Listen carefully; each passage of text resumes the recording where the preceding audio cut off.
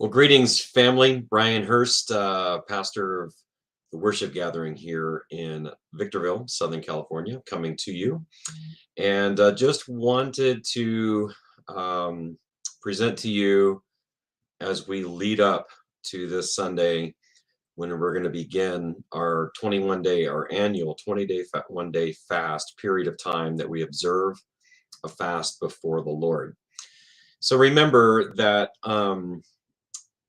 As followers, as Christ followers, it is so vital for us to present to the Lord the first things. So we give the Lord the first part of our day in worship, prayer, and the reading and studying of His Word. We give the Lord the first portion of our week by gathering together on Sundays to worship the Lord with our church family. And we give to the Lord the first portion of our income in our tithes and our offerings. So this is again the Matthew 6:33 principle: seek first the kingdom of God and all of his righteousness, and then all of these things will be added to you. So what are the things? Well, in context, it's all of the issues of our lives, right? What we're going to eat, what we're going to wear, where we're going to live, the bills, raising kids, and so on and so forth. So in keeping with that idea, we give to the Lord the first portion of the year in the month of January to set aside and consecrate ourselves to seek the Lord and to petition Him for the things that are near to our heart and to ask Him for guidance and direction for what lies ahead. So I'm going to answer 3 quick questions for you. Number 1, what is a fast? Well, it's not a diet. It's not simply going without food. That's a diet. Dieting and fasting have similar benefits to the body physically, but they're different in purpose. Okay. And it's not just for freaky religious people. Now, in the 10 years or so that Bobby and I, my family, and the churches we've pastored have observed an annual fast, there was a season there when, people kind of looked at me weird when I would say I'm fasting. I remember specifically our kids, they went to a Christian school, and all the other classmates who were, they said they were believers. They looked at our daughters like, you guys are nuts. Nowadays, with the trend of intermittent fasting and more and more, the health benefits have become kind of a trend. It's not as out there, but has always intended to be the normative experience for God's people to every so often observe a fast, whether it's, just for 1 day or for 3 days, or in this case for 3 weeks, and sometimes even longer. I had a friend that went on a 40-day fast, 40-day fast where he did no food, just water. I mean, it's just, that's incredible. So throughout history, God's people have practiced fasting. So what is fasting? It is refraining from food for a spiritual purpose. I'm going to say that again. It's refraining from food for a spiritual purpose. So that is the reason why we fast, is to bring ourselves into alignment with the Lord. We are setting aside the normal routine and the normal rhythm of our lives to seek the Lord. Okay, so when are we going to fast? So you can see there in the banner, we're going to begin our fast this Sunday night with our worship service, and then we're going to end the fast on the 29th, Sunday night, after the service is over. And we'll schedule a big, I think last year we went to Pizza Factory, and maybe we can do something over there with CJ again, and we can break our fast together. So we're going to begin our fast Sunday night. We're going to break our fast on Sunday night, the 29th, over a 3-week period of time. And then that leads then to the question of, and just again, touching on why we fast, or what is a fast. And then the why. So what was a fast? Is refraining from food for a spiritual purpose.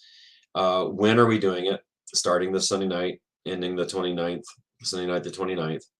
The reason we fast, again, is this refraining from food for a spiritual purpose, but it is to humble ourselves. So remember, um, I think it's in the book of James, God opposes the proud, but he gives grace to the humble. He opposes the proud and gives grace to. Now, there's two things about this.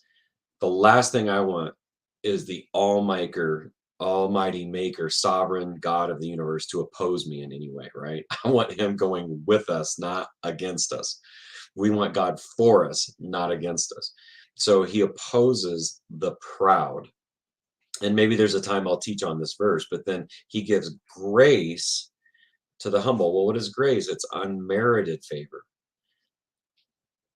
things we don't earn. So we don't fast to earn anything, but rather we fast to humble ourselves before God. And you can see ticking across the screen there, this comes from the book of Ezra, and it's Ezra, the scribe, saying this, that he said, I proclaimed a fast for God's people so that we might humble ourselves before God. So what are we doing when we're fasting? We're humbling ourselves before Lord, and we're petitioning him for his favor, unmerited favor on our lives.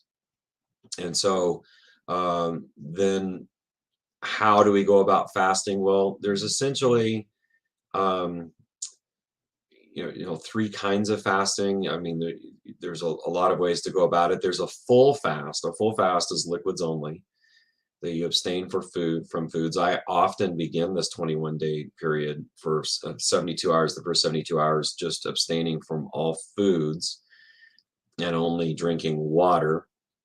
And if for some reason my blood sugar is at a place where I'm not able to function well, concentrate or whatever, maybe a little fruit juice, and that's it for 3 days.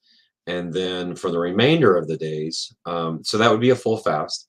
And then there's a partial fast. So sometimes you can observe a fast only during the daylight hours, for example. So you refrain from food at all until sunset.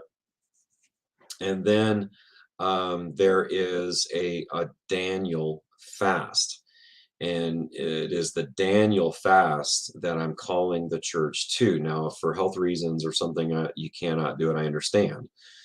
But oftentimes people make excuses about their health issues or whatever. And really, what the issue is that you just don't have the ability to bring your body into subjection and dethrone King's stomach.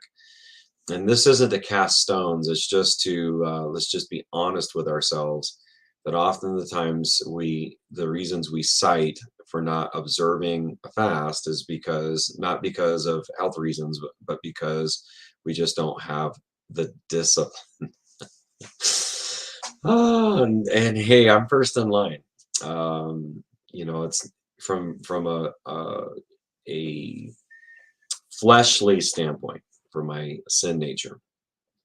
That it's not something, because somebody on my Facebook page, I'll post things about how good the dinner rolls are at Texas Roadhouse, or about how delicious popcorn is, or how much I love soda or ice cream or a good steak or Mexican food or whatever it is. And I kind of joke about it because I was raised in a very conservative Christian environment, where we don't drink, we don't smoke, we don't chew, we don't go to clubs, we don't, it's just this not who we are. But food, is kind of the way we celebrate, right? As conservative people, it's like food, yay, food, and I love food, man. I love a good meal. And so from my physical, my fleshly nature, the last thing I want to do is abstain from pleasure, because food, that's what I mean by food is the place where, for me and so many in my circle of influence, this is where we experience a great measure of pleasure, is by consuming good food. And so here we're going to go 3 weeks where I say no, basically we're abstaining from pleasure when it comes to food. So we're going to stay away from the pleasant foods. And that's what a Daniel fast is. So a Daniel fast is no meat, no sweets, no bread, no dairy, no caffeine, the 5 food groups, right? No meat, no sweets, no bread, no dairy, no caffeine.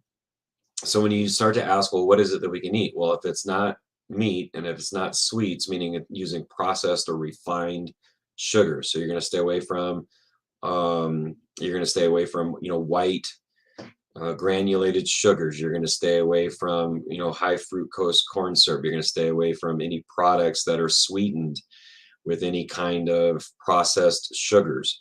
Inbounds would be things like honey or agave nectar if it's organic. So you're going to go basically 3 weeks on a vegan diet.